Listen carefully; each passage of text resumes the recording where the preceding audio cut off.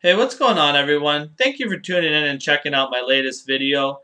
In this week's video, I'm going to get back into the MMA world, give you some of my predictions for some upcoming April fights, and yeah, I hope you enjoy it. So let me first start with Roy Nelson and Antonio Rodrigo Nogueira. Roy Nelson, a guy with an excellent chin, good power, good overhand right, and an underrated jiu-jitsu game under Renzo Gracie.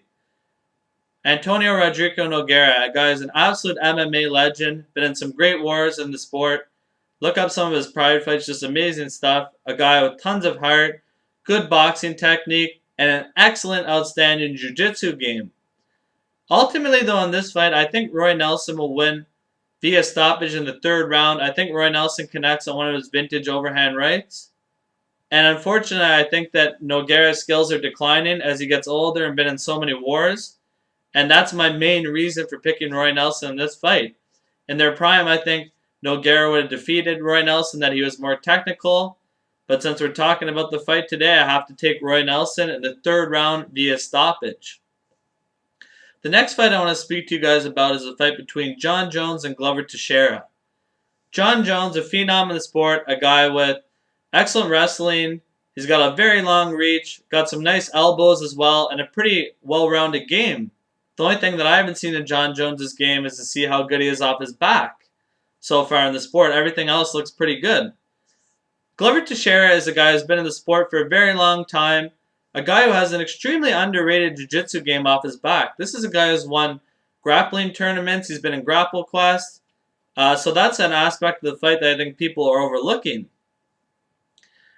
Also, Glover Teixeira has the edge in boxing in this fight, in my opinion, and power as well. So it should be an interesting fight. I think that they get into a stand-up war throughout the fight. I think that Jon Jones will lose a lot of the exchanges, in my opinion, as long as Glover Teixeira can get inside. And ultimately, the keys to victory for Jon Jones in this fight, you got to keep Glover Teixeira on the outside. Use your wrestling. Don't be predictable. Keep Glover Teixeira thinking the whole fight, and that's going to win you the fight. If you're Glover Teixeira, you need to get inside on Jon Jones, stop his takedowns, and use your boxing skills, which I feel he has an advantage in this fight, and try to connect with Jon Jones and ultimately take him out. I don't think that Glover Teixeira will win a decision in this fight. If it does, if this fight does end in stoppage, I do have Glover Teixeira winning by stoppage if it goes to stoppage. But ultimately, I think that Jon Jones will not get stopped in this fight, and then he will defeat Glover Teixeira via unanimous decision. I just think he has a few more tools in his arsenal than Glover Teixeira, and I also think that Jon Jones' reach gives him a big advantage. It's hard to get inside on a guy with such a huge reach on his opponent. The next fight I want to speak to you guys about is a fight between Michael Bisping and Tim Kennedy. Tim Kennedy is a guy from the Strikeforce days, very well-rounded. In his last fight, he won by KO, and these two guys really don't like each other. And they're both very well-rounded fighters. They both have Bisping can mix in some takedowns. Kennedy's got some power as well. You've seen that in his last fight. And this is just going to be a very well-rounded fight, and I think a very close fight. Ultimately, I think that Michael Bisping wins a unanimous decision in this fight, maybe even split. Strictly because I feel that Bisping has been in there with better fighters. And the way I look at this fight, I remember when Bisping fought Chael Sonnen, I thought Chael was going to destroy him, to be honest. And ultimately, Michael Bisping had an excellent performance. So when I look at it, I think, well, Chael Sonnen's a better fighter than Tim Kennedy, in my opinion. So why couldn't Michael Bisping fight that type of fight they did against Chael Sonnen against Tim Kennedy? So I think that's why I'd give it to Michael Bisping, just that I was really impressed with what he did in the Chael Sonnen fight.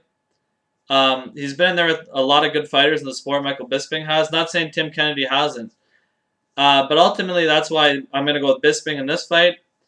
I also think, though, that Tim Kennedy has an edge in power over Bisping. But I just think that Bisping might be a little bit too technical for him and wins a very close decision. Also in the Quebec City card, I just want to say you should really check out Mitch Gagnon as well. This guy's a guy, excellent submission game, and he's really on a tear in the UFC. So if you like seeing some grappling and guys getting submitted, Mitch Gagnon is a guy to really watch out for. The next fight I want to speak to you guys about is a fight between Fabricio Werdum and Travis Browne. So Fabricio Werdum is a guy with an excellent ground game. You saw that in the Fedor Emelianenko fight where he beat the legend Fedor. Also improved his stand-up as well. You saw that in the Roy Nelson fight. He had some nice knees, elbows. It's a good Muay Thai in that fight. I thought out of Mauricio Verdum. Ultimately, though, Travis Browne, I think, will win this fight. I think he's on a tear. You saw his last fight against Josh Barnett up against the clinch. He just brutally knocked out Josh Barnett with these elbows, which he's done now a few times in this clinch. It's pretty crazy, Travis Browne, how he does the elbows in the clinch like that. I haven't seen something like that in a while. And Travis Browne, I think, has an edge in stand-up as well. I also think he's a tougher of the two fighters. You saw him against Alistair Overeem, a big guy like Overeem who hits hard, got that K1 background, and Travis Browne stood in there, took his best shots, and I thought it was done. And he showed the heart of a champion, comes out of that exchange where Overeem was pummeling him, and ends up stopping Alistair Overeem. So I think Travis Browne wins this fight via decision because I think that Verdum is very good. And if he gets Travis Browne on the ground, Verdum has a huge advantage there. But ultimately, I don't think he will be able to. If Barnett and a few other good grapplers couldn't, I don't think Verdum can. So Travis Browne by decision for me in that fight. And let me know really what you guys think about some of these matchups. Also, before I forget, an excellent matchup is Edson Barboza and Donald Cerrone. I think this can be a fight of the year. This can be like a K1 fight inside an octagon. You see Barboza with these crazy leg kicks. You see Cerrone. He has some good kickboxing as well. So this one's going to be one, if you're a fan of K1, this is one you should check out in MMA. Ultimately, I'm going to think Donald Cerrone will win a decision in this fight strictly because Donald Cerrone is a better overall fighter. I think Donald Cerrone has an advantage in the submission game. And if things go bad standing up, I feel he can take Barboza down and use his ground game to really score some points. So I think Donald Cerrone wins this one by decision. But this is a fight that really is very underrated, and I think could be the fight of the year as well. That's just a classic fight, especially with like kickboxing. Some good techniques there between those two guys. And let me know what you guys think of some of these fights. Do you agree with my predictions? Disagree? Let me know, guys. Thank you very much. Appreciate it once again for tuning in. And if you like the video, subscribe.